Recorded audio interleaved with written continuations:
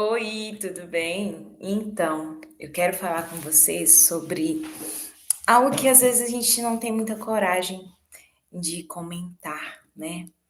Eu quero falar sobre aquelas pessoas que têm um hábito, não sei se você conhece alguém assim, que tem facilidade em ver o erro do outro, mas não consegue ver os seus próprios erros. Conhece alguém assim? Que tem essa facilidade? De ver o erro do outro, mas na hora de ver para ver os seus próprios, não, não, não, não consegue.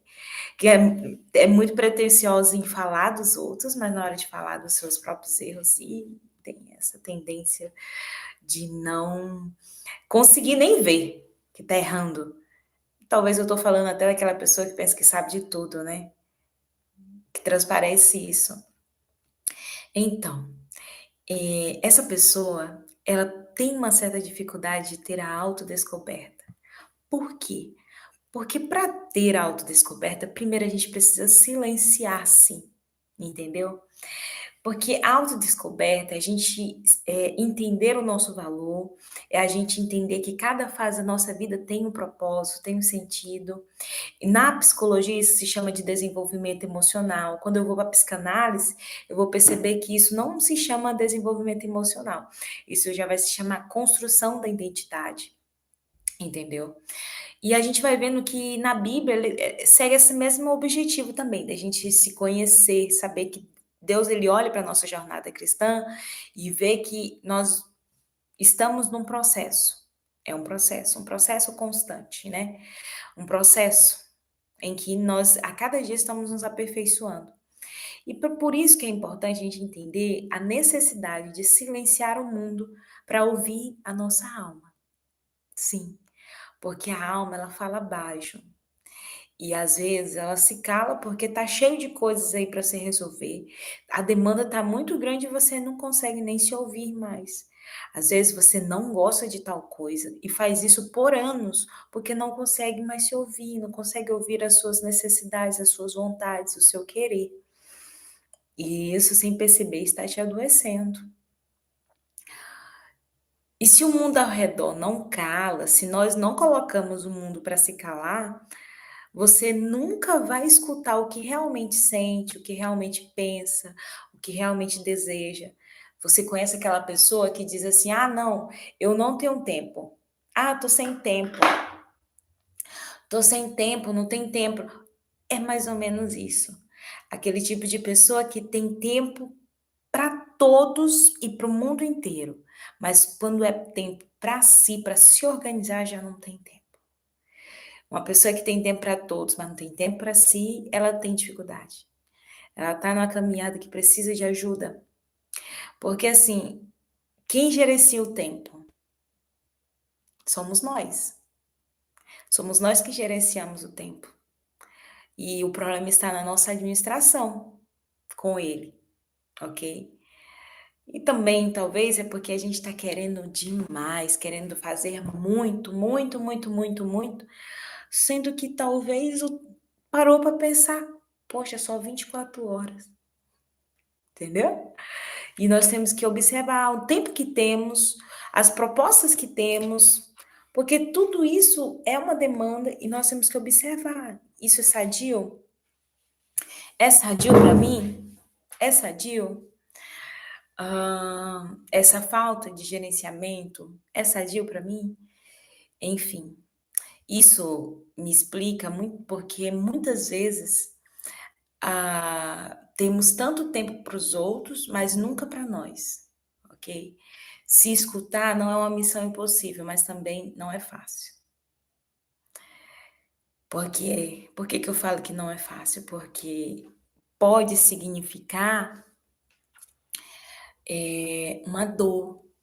Eu olhar para algo que eu decidi colocar no porão, por quê? Porque eu não aguento solucionar aquilo, eu não aguento lidar com aquilo, porque dói. Talvez é eu olhar para um trauma e eu saber como lidar com aquele trauma. É eu olhar para a gaveta da vida, para a gaveta do inconsciente e começar a tratar, começar a organizar o que tem ali dentro daquela gaveta, entendeu? Por isso que eu falo que não é fácil. E por isso que é importante nós comentarmos um pouquinho mais sobre essa autodescoberta, porque tem pessoas que passam anos da vida para descobrir, né, ou para limpar uma determinada gaveta, porque é um processo e não é um processo fácil. Cada pessoa tem a sua fragilidade e tem a sua caminhada no processo, ok?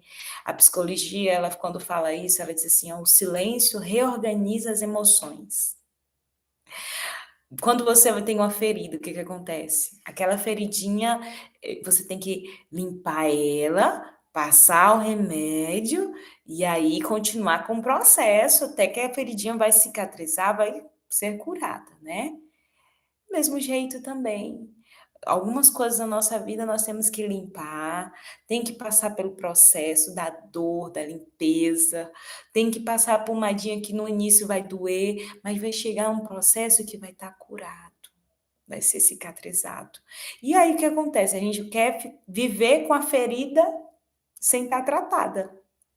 Quando fala das emoções, é mais ou menos assim. Nós vivemos, tem muita gente por aí com ferida a céu aberto, entendeu? Tá aí a feridona aí, bem feia, coisa feia mesmo, queimadura de primeiro grau, mas não tem coragem de tratar ela. E só fica guardando, escondendo ela, sabe? E só tem piorando a dor. Quando a gente tenta esconder uma ferida que, na verdade, tem que ser tratada, a gente. Eita, é uma dor que a gente fica persistindo em continuar com ela. Entendeu o que eu quero dizer? Na psicanálise, olha só o que ela fala sobre essa questão do silêncio na autodescoberta. O silêncio, ele revela verdades, ok? Na hora de colocar essas verdades para fora, né? A Bíblia fala que aquietai-vos e sabei que eu sou Deus. É no silêncio que você se encontra com Deus. Às vezes você perde, sim, você se perde. Às vezes você se perde tentando entender toda essa complexidade. Porque a gente se perde nas velhas identidades, nos velhos padrões, nas velhas expectativas. E isso assusta. Você conhece aquela pessoa que é cabeça dura, que tudo é do jeito dele, do jeito dele, do jeito dele? Porque ele vive lá naquela gaveta, zelando por aquela gaveta que, na verdade, tem que ser organizada, tem que ser atualizada, tem coisa que nem serve mais. Para quê? Não serve mais, mas aí a gente deixa lá e fica ali se maltratando, se doendo, se não é assim, não é assim. A psicologia diz que confusão é parte da mudança. Quando a gente vai mudar, a gente tem que empacotar todas as coisas. E quando chega na casa nova, eita, menina, aí tem que desempacotar tudo, é aquela bagunça, né? E aquela agonia, é muito trabalho. Lembre-se, isso assusta, esse silenciar e ouvir e organizar as ideias e a vida assusta, mas também liberta a gente, nos liberta, ok? E quando eu olho para isso, eu percebo que perder antigos papéis abre espaço para o eu verdadeiro, ok? A Bíblia ela afirma: quem perder a sua vida, achá-la-á. Está na hora de você entregar a sua vida ao Senhor e tentar descobrir como achar ela de forma coerente e sensata.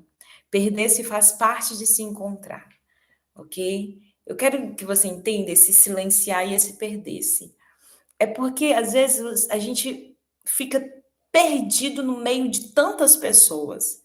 Só que a única pessoa que pode se achar é você mesmo. E para você se achar, você tem que silenciar-se, você tem que, talvez, colocar uma cortina perante toda a correria da sua vida e alinhar o que precisa ser alinhado. Tem muitas pessoas que não conseguem viver um estilo de vida saudável porque está preso, né?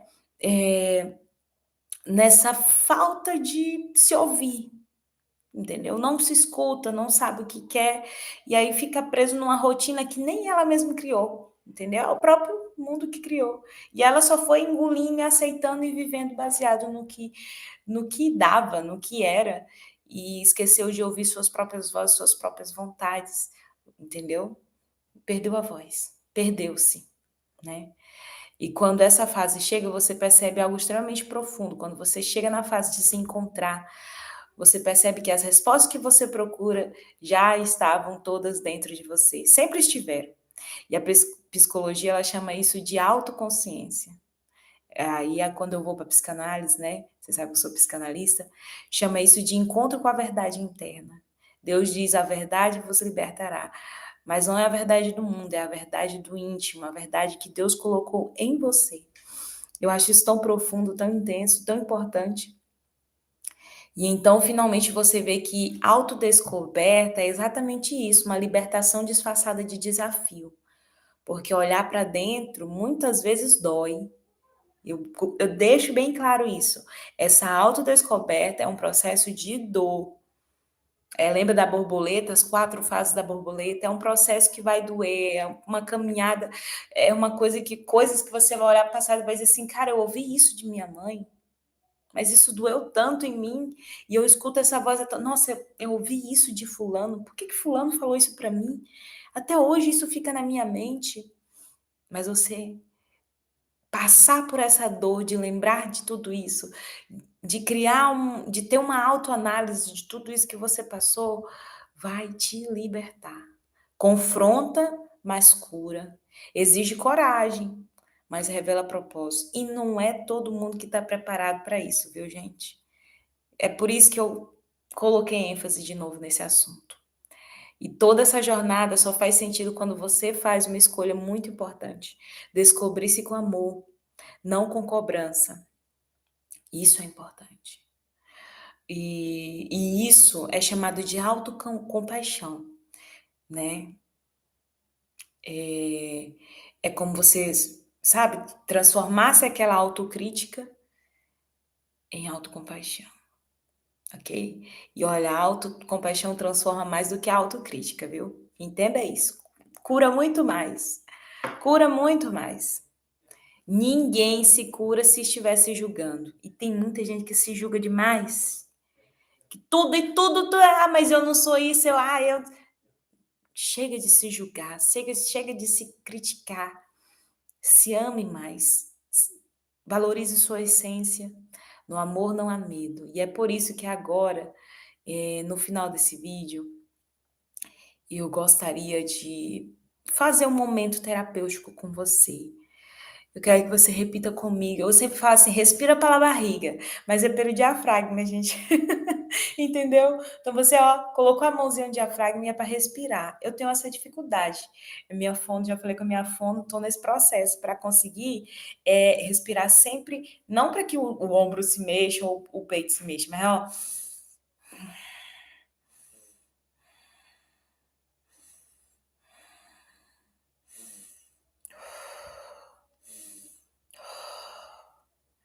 aqui a barriga tá mexendo. Legal, gente. Aí eu quero que você repita comigo, ó. A respiração ajuda muito no processo de cura, viu, gente? Eu estou me conhecendo e tudo bem não ter todas as respostas. Eu estou me conhecendo e tudo bem não ter todas as respostas. Eu me permito mudar e evoluir.